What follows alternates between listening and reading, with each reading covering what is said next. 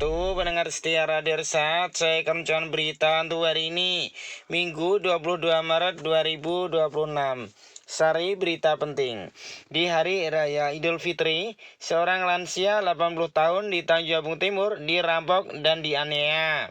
Berita kedua, dugaan penyimpangan BUMD PT Tebu Dani Mandiri Utama sebesar 3,1 miliar rupiah. Berita ketiga, sistem one way di Lembah Anai mulai berlaku hingga 24 Maret. Berita selengkapnya. Berita kedua, dari wilayah Provinsi Jambi, kabar tak sedap kembali mencuat. Kondisi badan usaha milik daerah BUMD di PT Bungo Dani Mandiri Utama kian memprihatinkan. Harapan sebagai motor penggerak pendapatan asli daerah PAD justru berubah menjadi beban setelah mencuat dugaan penyimpangan keuangan dan pengelolaan aset. Alih-alih mencetak keuntungan, BUMD ini diduga terseret ke arah kepentingan pribadi. Sejumlah aset dilaporkan hilang, kendaraan operasional rusak, bahkan tak lagi diketahui keberadaannya. Selain itu, lebih dari itu, penjualan saham dilakukan tanpa kejelasan manfaat bagi daerah. Pada masa kepemimpinan PLT direktur sebelumnya, perusahaan juga tersandung persoalan ketenaga kerjaan. BDMU diwajibkan membayar ganti rugi hampir setengah miliar rupiah kepada mantan karyawan penambah daftar panjang persoalan internal yang belum tuntas. Sorotan paling tajam kini tertuju pada angka 3,1 miliar dana yang hingga kini belum jelas rimbanya. Rinciannya mencakup penjualan saham pabrik kelapa sawit PT Bungo Limbur senilai 2,5 miliar. Temuan inspektorat sekitar 600 juta, belum termasuk kerusakan dan hilangnya aset perusahaan. Sejumlah sumber yang diketahui media secara terbuka mendesak aparat penegak hukum turun tangan.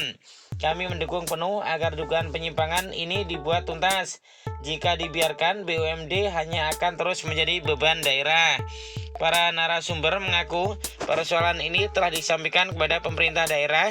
Mereka mendesak pembenahan total mulai dari struktur organisasi, manajemen, keuangan hingga penelusuran aset-aset, serta meminta pertanggungjawaban dari pimpinan sebelumnya.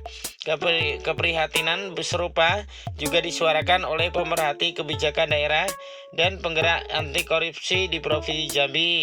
Pimpinan baru jangan ragu benahi seluruh sektor, minta pertanggungjawaban aset dan keuangan, dan segera laksanakan RUPS. Sudah cukup BUMD menjadi beban daerah. Dorongan audit menyeluruh oleh Badan Pemeriksa Keuangan dan mulai menguat. Tak lama itu muncul pula tanda tanya besar terkait penyertaan modal di Hotel Bungo Plaza. Hingga kini belum memiliki laporan transparan maupun pelaksanaan RUPS. Usaha distribusi pupuk subsidi juga diduga dialihkan menjadi kepentingan pribadi oknum tertentu.